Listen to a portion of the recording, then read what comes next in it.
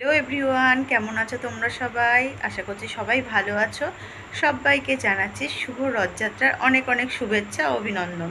আজকের ব্লগটা সন্ধ্যাবেলা থেকে শুরু করছে। আজকে সারাদিন কোনো ব্লগ বানাইনি, আজকে সন্ধ্যাবেলা থেকে শুরু করছে। আর দেখো, এই যে দেখতেই পাচ্ছ রেডি হয়ে গেছি। আর এইদিকে এই যে আমার মেয়েও রেডি হয়ে গেছে। কোথায় যাচ্ছি জানো?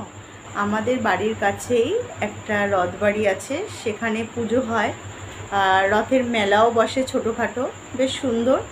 চলো তোমাদের সাথে সেটাই শেয়ার করব। তাই ভাবলাম ইন্ট্রোটা বাড়ি থেকেই দিই। চলো বন্ধুরা, সঙ্গে থাকো আর পুরো ব্লগটা দেখো, অবশ্যই ভালো লাগবে।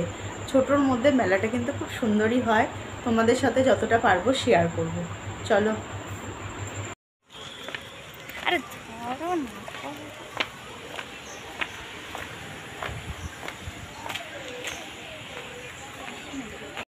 দেখো বন্ধুরা, চলে আসলাম অবশেষে রথবাড়ির কাছে। এই যে রথবাড়ি, এখন রথ নিয়ে বেরিয়েছে।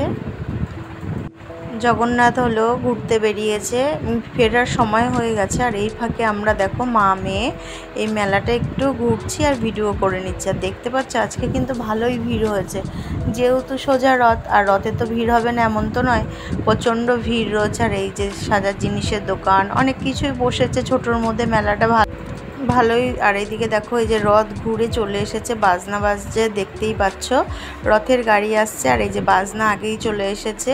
আর এই দেখো সবাই দড়ি টেনে টেনে চলছে। আর রথে তো দড়ি টানা খুবই ভালো।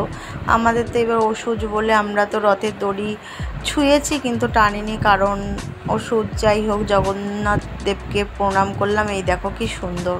মেলা ঘুরে চলে আসলাম ফুচকা খেতে। ফুচকা না খেলে হয় বলো? মেয়ে আর আমি দুজনে ভীষণ ভালোবাসি ফুচকা খেতে, তাই দাদার কাছে চলে এসেছি, এখন ফুচকা খাবো। ফুচকা খেয়ে অবশেষে বাড়ি চলে এসেছি। আর এই যে এই গার্ডারগুলো মেয়ে মেলা থেকে কিনেছে।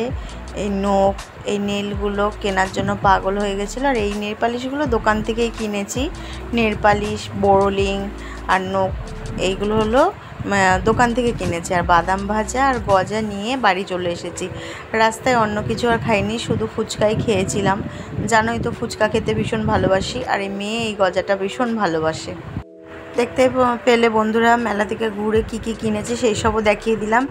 যাই হোক, চলো রাতের খাবার করব। আর ভিডিওটা আজকে এখানেই শেষ করে দিচ্ছি, কেন সেই রকম কিছু দেখানোর মতো নেই। তাই ভাবলাম যে চলো এখানেই শেষ করে দিই। যে মেয়েও এখন বসে আছে, জামা প্যান্ট ছাড়বে। সবাইকে গুড নাইট, ভালো থেকো, টাটা।